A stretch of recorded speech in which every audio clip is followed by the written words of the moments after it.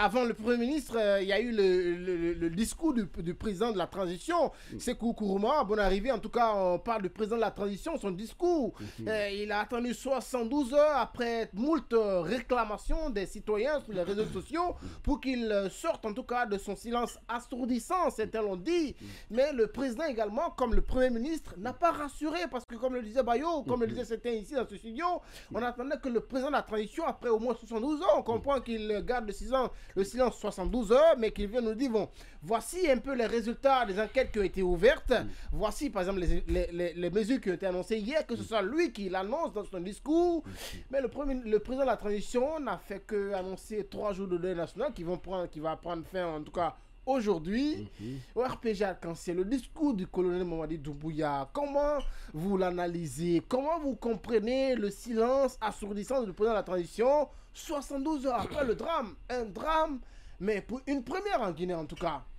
Vous savez, lorsque nous, on dit tous les jours que ce CNRD n'est pas proche du peuple, ils n'ont pas fait le coup d'État pour le peuple, ils ont fait le coup d'État pour eux-mêmes, pour se satisfaire, pour se servir de la Guinée. Comment se servir? Attendez, s'il vous plaît. Oui. Sinon, si vous êtes venu pour défendre, vous êtes là pour le peuple. Ce peuple ne peut pas être victime d'un drame de la sorte, et vous restez pendant 72 heures sans aucune... Il a fallu même que nous-mêmes, nous venons dans les médias pour avec vos VPN. Avec nos VPN. Actuellement, nous sommes bloqués. Il y a plus d'un mois maintenant que le Guinéen est privé de l'Internet. Bien. De l'autre côté, on nous dit que vraiment l'Internet n'est pas un droit. Et pourtant, c'est à travers l'Internet que le peuple, nous avons su informer le peuple que vraiment, voilà, le pays est comme ça, comme ça, comme ça. On nous dit maintenant, les radios qui étaient censées encore de nous donner des informations, ces radios-là sont brouillées. Les radios-là sont retirées même sur les bouquins des Canal+, des Star Thème. Moi, je ne sais pas qu'est-ce que ces gens-là sont venus. Après 72 heures du drame, il tient un discours totalement vide, parce que moi je n'ai vu aucun... Attendez. 3 jours de deuil national annoncé par le président, la chaîne de solidarité qu'il a salué, c'est pas quand même un discours vide, c'est un discours qui est totalement vide. Bien. Moi je n'ai rien vu, parce que dans ce discours, il aurait dû nous dire, il devrait nous dire que vraiment, nous allons mener des enquêtes, mais durant son discours, est-ce que vous avez vu une fois Mamadi a annoncé qu'il va mener des enquêtes pour celle-ci. Donc c'est un discours qui est vide, totalement vide. Au-delà d'être vide, la Marana, beaucoup ont également fait le constat que le président n'était pas l'homme du 5 septembre qu'on a toujours connu. D'abord, il y a quelque chose qui me préoccupe. Je reviens sur le propos de frère Bayo, sur la communication du Premier ministre. C'est qu'il a lui-même dit que si rien n'est fait, qu'il y aura de flambées de prix. Il a ajouté. Et à mon avis, il ne devrait pas dénoncer ça. Il devrait agir, faire de sorte qu'il n'y ait pas ajustement de prix dans le marché. Parce que si vous voyez nos voisins nous viennent en aide, si vous voyez la communauté internationale nous vient en aide, c'est en tenant compte de la précarité de vie des citoyens guinéens.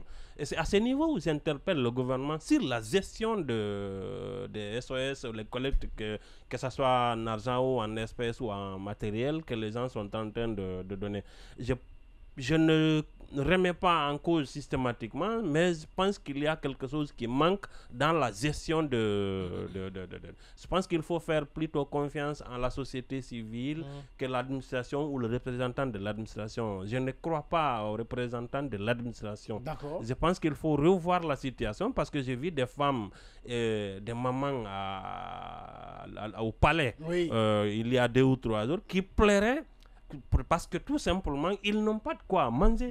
Et pourtant seul Dieu sait combien de fois il y a de riz, il y a de l'argent, il y a de l'eau à boire, beaucoup d'autres choses. Je pense qu'il faut revoir la gestion de différentes aides, et c'est que la communauté internationale aussi est en train de faire tenir compte de ça pour améliorer les conditions de vie des citoyens. Revenez sur la communication du président.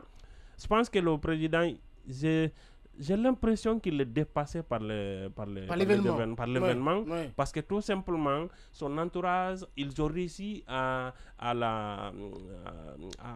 masquer, à lui masquer sur la situation du pays. Ne pas lui dire la vérité. On ne le dit pas la vérité, il ne tient pas compte sur la réalité, il n'est pas informé ou il n'est pas imprégné sur la situation. Sinon, après cet événement-là, le Mamadi de 5 septembre, si c'était lui, il allait descendre sur le terrain, partir voir ce qui s'est passé. Il n'est même pas à la RDC. Mais c'est là où il faut déplorer le fait qu'ils sont en train de museler les médias. Parce qu'il y a des rumeurs, entre-temps, des rumeurs qui ont couru sous prétexte que c'est de feu, c'est de flammes, c'est des missiles, c'est des drones, etc.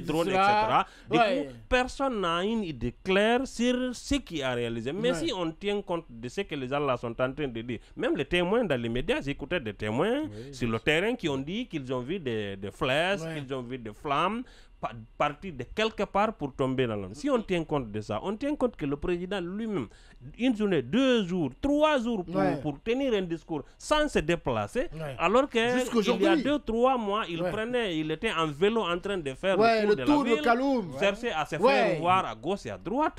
On a tendance à croire que ce que ces gens-là disent, c'est ça la vérité. Et s'il faut tenir compte, rassurer les gens.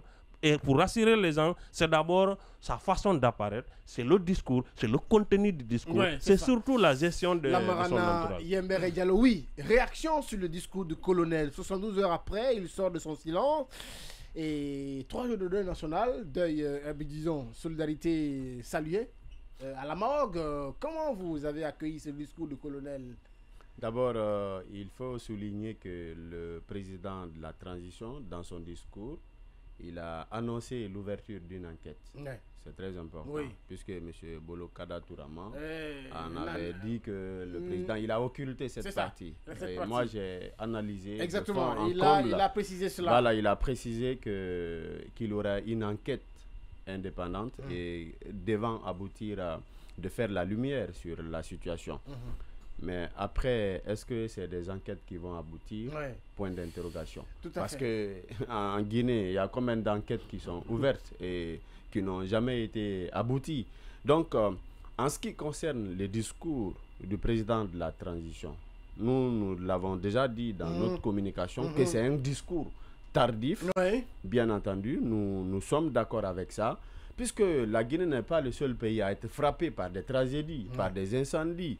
Mais les premiers dirigeants, surtout le premier magistrat de la République, et quand il y a vraiment des tragédies, il est le premier à descendre. Nous voyons ce qui se passe aujourd'hui en France, n'est-ce pas? Lorsque vraiment un enseignant est tiré par, je ne sais pas, quelque part. On voit Emmanuel Macron. Tout le gouvernement. Mais même en Guinée, quand il y a eu le glissement à Dar es Salaam, Alpha Condé à son temps était le premier à être sur le terrain.